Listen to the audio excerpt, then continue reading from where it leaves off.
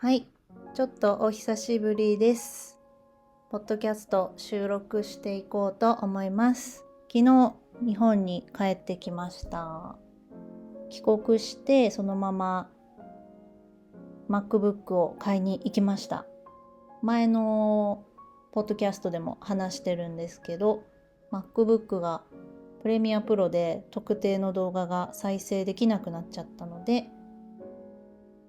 もう一番スペックがいい MacBook Pro を買ってきました。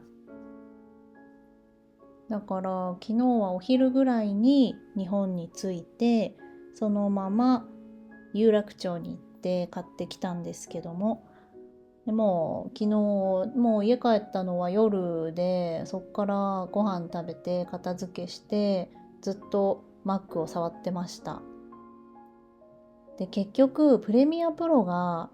やっぱりバージョンの不具合なのかな。新しい方の結論できたんですけど、もう解決したんですけど、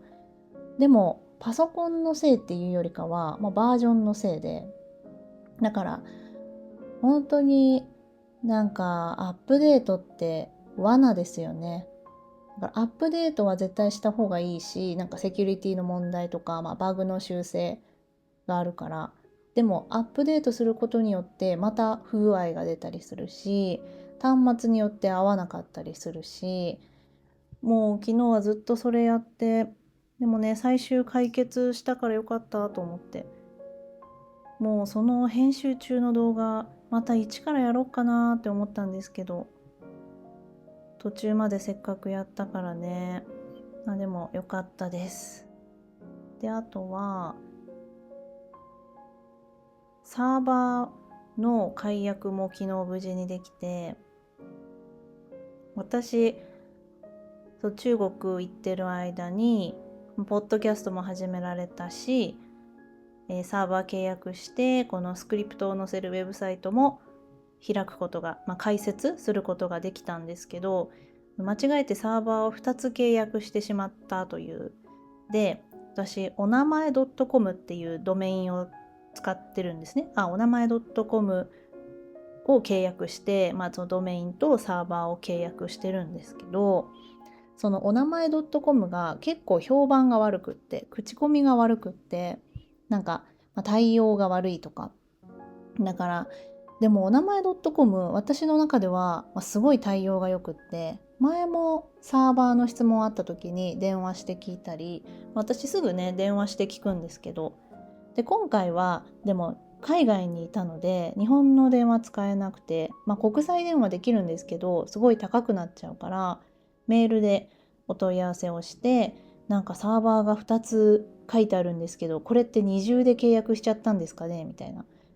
あと他にもちょっといろいろできないことがあって、結論向こうのセキュリティの問題でできなかったんですけど、だからそれ全部丁寧に教えてくれて、もうすごい優しいと思って、お名前 .com のね、サポートめっちゃいいですね。だから、ほんと実際に体験しないとわかんないですよね。口コミって参考にはなるけど、本当に体験しなきゃ、実際やってみなきゃわかんないなーって思いました。だからね、その解決できないことが解決できた瞬間がすごい好きなので、なんかずっとお名前 .com に今感謝してます。今回18日間中国にいたんですけど、シャワーをね、全然浴びれなかったんですよね。毎年2週間ぐらい行ってるんですけど、毎年そんなに浴びれないんですけど、だから今回この話をしたいなと思って、中国全部がそういうわけではないです。私が行ったのは内モンゴルっていう、もうモンゴルの下にあるところですね。そこに行って、でその内モンゴルの中でもほんとさらにもう田舎のところに行ってるんですよね。でそこはシャワーが家にあるところはあるんですけど、あったとしても毎日浴びないし、で私が泊まってたところはシャワーはなくって、それは去年も一昨年も同じとこに泊まっていたんですけど、で今回はシャワーをつけたんですよ。シャワーを買って、前回ポッドキャストで話したかな、朝から工事して、だから工事してて撮れなかったって言ってたんですけど、収録できなかったって言ってたんですけど、シャワーつけてて、でそのシャワーをつけて、11日ぶりにシャワーを浴びましたっていう、言いたいことは、人間シャワーを浴びなくても生きてはいけます。生きていけるのは当たり前なんですけど、大丈夫ですっていうのを言いたい。だからシャワーを浴びなくてもいいよって言いたいわけじゃないんですけど、私ももちろん日本にいたら毎日浴びるし、でも私は浴びなくてもいけるタイプなんですよ、正直。私のことをすごく知ってる人は私がこういう人ってわかるんですけど、でもなんか私だけ結構ネットとか見てると、シャワーを浴びない人とか、風呂をキャンセルする人でね、なんか今でもこの話題たまにありますけど、めんどくさいとか、あとはちょっと病気というか、それで病気っていうのは心の病気ですね。でシャワー浴びれないらしくって、で私はそういう病気ではないんですけど、普通にめんどくさいのと、あとその分の時間があるなら仕事をしたいっていうのがあって、ただもちろん人に会う前は絶対にシャワー浴びるし、頭はね、もうね、今毎日洗います。でこれ当たり前のことをみんなに言ってるんですけど、私の中ではこれは当たり前ではなかったんですね、毎日洗うっていうのは。でも、会社に行ってた時とか、もちろん学生の時とかはもちろん毎日洗ってましたよ。もうこれはもう常識だと思ってたし、やっぱ人に会う時は気になりますからね。でも今は基本ずっと家にいるので、ただ家族とは会いますからね。だからやっぱりスキップしても1日だけど、ほんとね、もうここ数ヶ月は毎日頭洗ってますいや、それ当たり前だろって感じなんですけど、なぜかというと、もうね、年齢なのかな、ちょっと洗わないと気になってきちゃって、頭の頭皮の油ですよね。もう今日はちょっとシャワーについて深く話していきたいと思うんですが、日本は毎日洗うの当たり前だし、で私の家族は、私以外はもう絶対にシャワー、あと湯船、お風呂も毎日入る。でそういう環境で私は育ってきたのに、私もね、実家にいた時はそれは当たり前だったんですよ。で家出て、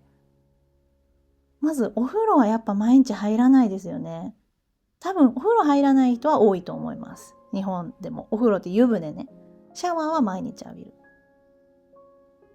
今は週に1回ぐらいかな。もうちょっとね、やっぱお風呂入るメリットってたくさんあるから入りたいんですけど、やっぱりそんなに時間がないっていう、今時間優先っていうのがあって、削るとしたらお風呂の時間で、シャワーはもちろん浴びる。で頭も今はもうなんか急に変わって、シャンプー3種類とか置いてあるし、あとねボディーソープも3種類ぐらい置いてあって、あとドライヤーとか、そのヘアオイルとかヘアミストとか、そういうのすごいいいやつすごい置いてあるんですね。でもこれね、シャワー浴びるのが苦痛じゃなくなるし、なんなら早く頭洗いたいって、今日はあれ使いたいとか思って、すごいねいいです。だから今はそんな中で、この3週間中国に行った時に、浴びたくても浴びれないわけですから。でやっぱ思うのは、じゃあどうしてるのって、私もそれ思ってました最初。シャワーがない、どうするのって。そしたらもう普通にシャワー浴びないんですよ。浴びなくても OK で、体の変化としてはやっぱ自分の匂いは自分ではわからない。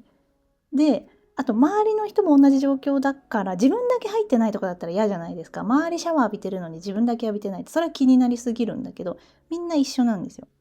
で今回幸いにも、夏ではなくて、あっちはね10度ぐらい、日本より10度ぐらい低いので、ほんとね朝とか1度時とかあって、もう真冬ですよね。だからもう外人いないで、みんなご飯とかデリバリー頼んだりして、私たちもねデリバリー、ホテルにいた時はデリバリー頼んで、でもホテルはシャワーがあって、で去年までは2週間いた時も、その2週間の中でいろんなホテル泊まってたりとか、親戚の別の家泊まってたりしてシャワー浴びてたんですよ。それでももちろん毎日ではない。ホテル行ったら毎回シャワーするけど、親戚の家もその親戚も別に毎日シャワー浴びないからっていう感じで、今回はですね、その3週間じゃないか、18日間、ずっと同じとこ滞在してて、でシャワーはないで、途中でシャワーをつけたということで11日ぶりにシャワーを浴びたんです。でも頭は3日に1回ぐらい洗ってました。4日空いた時もあったかな。それは普通に水に桶に水を溜めて頭突っ込んで、頭にすごいあれですよ、血が上るみたいな感じなんですけど、でもねちなみにお湯は出ないんですよ。だから水でも寒いからそこに沸騰させた、熱々のお湯入れて、だからお湯っていうか熱湯を入れてお湯にして、だから全然寒くないんですけど、で外でやるから服着たままで頭を突っ込んで、ちなみにそのシャワーより水溜めたところに髪の毛とか頭つけると汚れ落ちやすいですよね。だからそういうメリット、これメリットなのかなっていうか、そうするしかないから、シャワーがないからね。それでたまに洗って、で普通にシャンプートリートメントして、だからすごい大変ですよ。ずっと下向いて洗って、でドライヤーはあるからドライヤーして、でもね3、4日ぶりに頭洗うのってすごい気持ちよくて、この感覚はシャワーというか頭洗うことをねスキップする人はね、この感覚結構わかると思うんだけど、これ私日本にいてもそう、一日空いた後に頭洗うとすごい気持ちいいんですよ。もうポッドキャストだから何でも話しちゃうけどね、でもね、匂いとか、もう匂いはね気にしなきゃいけない、そのマナーですからね。だから人に会う時は絶対に洗って、なんなら朝も洗うかもしれない。で、香水つけたりとかしてね。でだから頭は3日に1回ぐらい洗ってたけど、シャワーはないから体は洗ってないって感じ。顔は毎日洗ってましたけど、でもうね11日間も浴びてないと、浴びたいとは思うけどね。でじゃあそこに住んでる人は、じゃあもうシャワーがなかったわけだから、じゃあずっと何年もシャワー浴びてなかったのっていうと、そうでもなくって、シャワーを浴びるところは別にあるんですよ。日本でいう銭湯みたいな、でも銭湯とかお風呂はないですけどね。そこで、いつでもシャワー浴びることはできます。有料でめちゃくちゃ安いけど、そこ行きたい時に行って、であとはあっちはもうめちゃくちゃ寒いので、この秋でそんな気温だったから、これから冬になるともうとてもシャワーなんて浴びれないぐらいだから、それが普通みたいな。であっちは、これは別にエビデンスはないですけど、30年前の日本みたいなんだって、その場所はね。今はもう上海とか北京とかそっち行ったらもう東京とねあんま変わんないかもしれないけど、確かにもう道もボコボコだし、キャリーとか本当にもういちいち持ち上げないともう通れない。だからもう東京の道に慣れてるとやっぱ全然違うなって。なんかね、東京駅でもさ、やっぱりエレベーターエスカレーターあったりとか、外歩いてても坂があって持ち上げなくてもキャリーとか、あとベビーカーとか通りやすいんだなっていうのが、あっち行くと、ベビーカーをそもそも押してる人は見なかったけど、もうキャリーがね大変でしたね。だからあともうとりあえずもう街を見ると、これ昔の日本っぽいなっていうのは確かに思う。それが30年前なのかはわからないけど、なんか看板が薄かったりとか、全部薄い。壊れてたりとか、これ30年前の渋谷もこんな感じなのかなと思いながら歩いて、だからつまり30年前の日本もシャワーとか毎日浴びてなかった？でもそうだよね。シャワーどうなんだろう。今は浴びるのが当たり前だけど。そうなので11日ぶりに浴びたシャワーは感動しましたね。なんかもうどこまで体洗えばいいんだろうみたいな。なんかずっともう浴びてたいけど、そのお湯もさ、せっかくもうお湯を、出るようになって、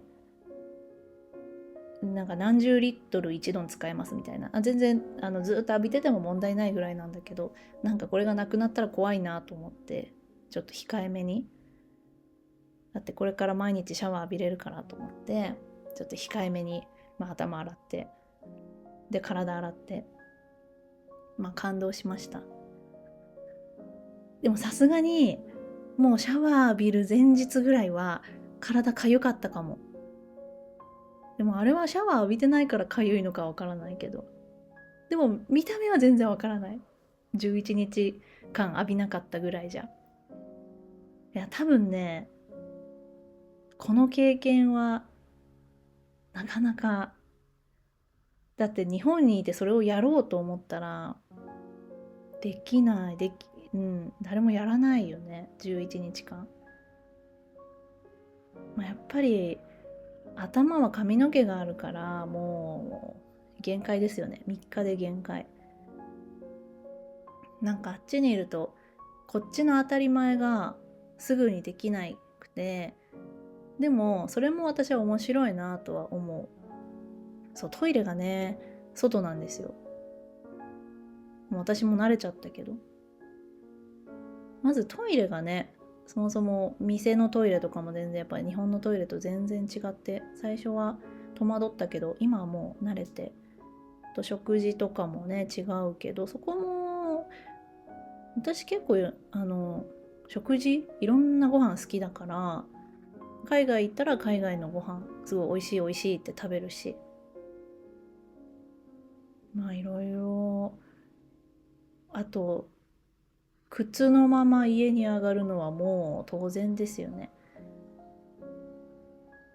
で毎日床掃除してるんですけど、もうすごく思う。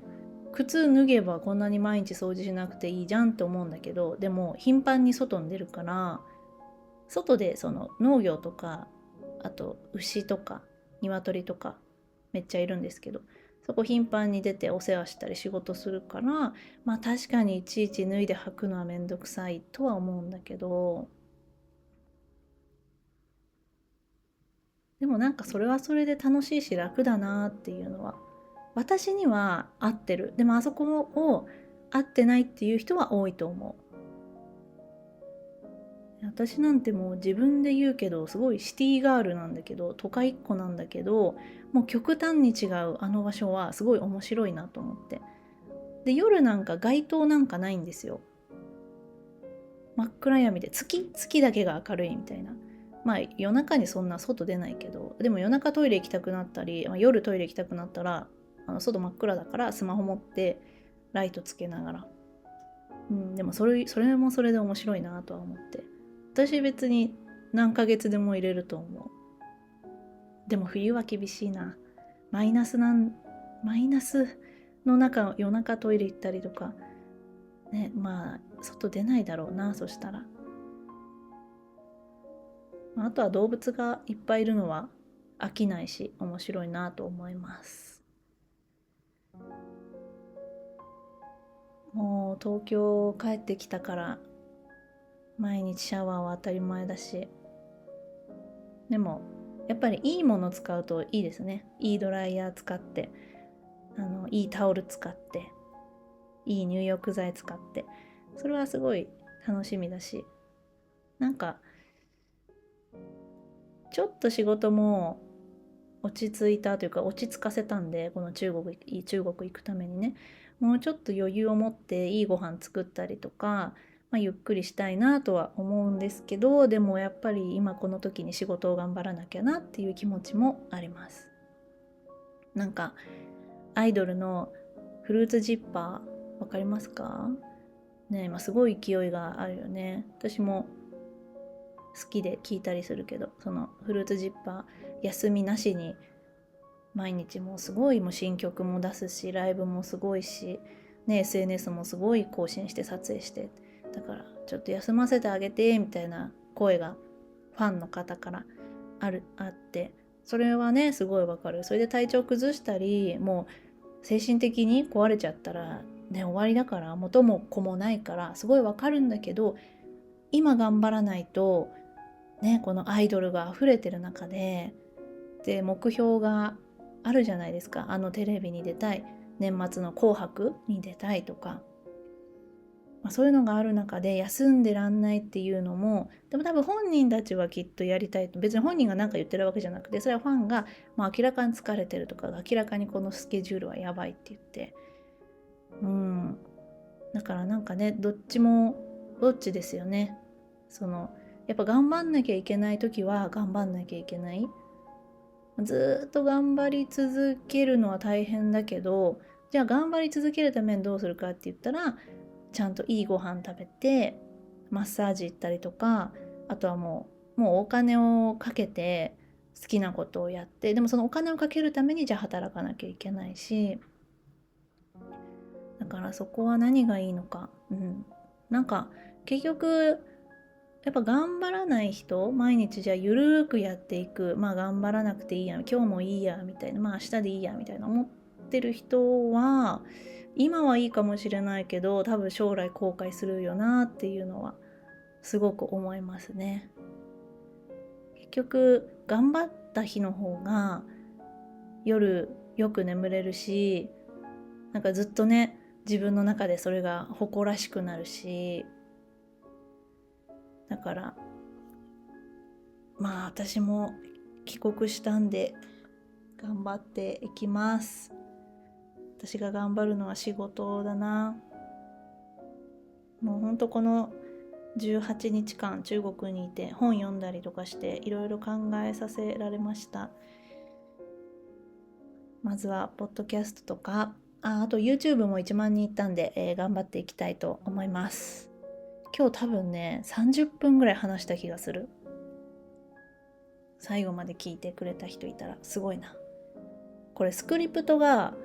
文字起こしして書くんですけど、でやっぱちょっと調整するんですよ私。その文字起こしすごい優秀なんで、間違った言葉とかはないんですけどね、やっぱり無駄な語彙とかは消したくて。でもスクリプトを見ながらこれを聞いてくださってる方がいるなら、あんまりスクリプトを直さない方がいいから、ほぼほぼそのまま、ただ改行は結構入れて見やすくはしております。これもコツコツ続けていきたいと思います。コツコツ続けていった YouTube も1万人になったし嬉しい。でもあれちょっと細かいとこなんだけど、1万人になると次桁が変わるのって1000人 ?1 万人までは10の位まで、例えば9910、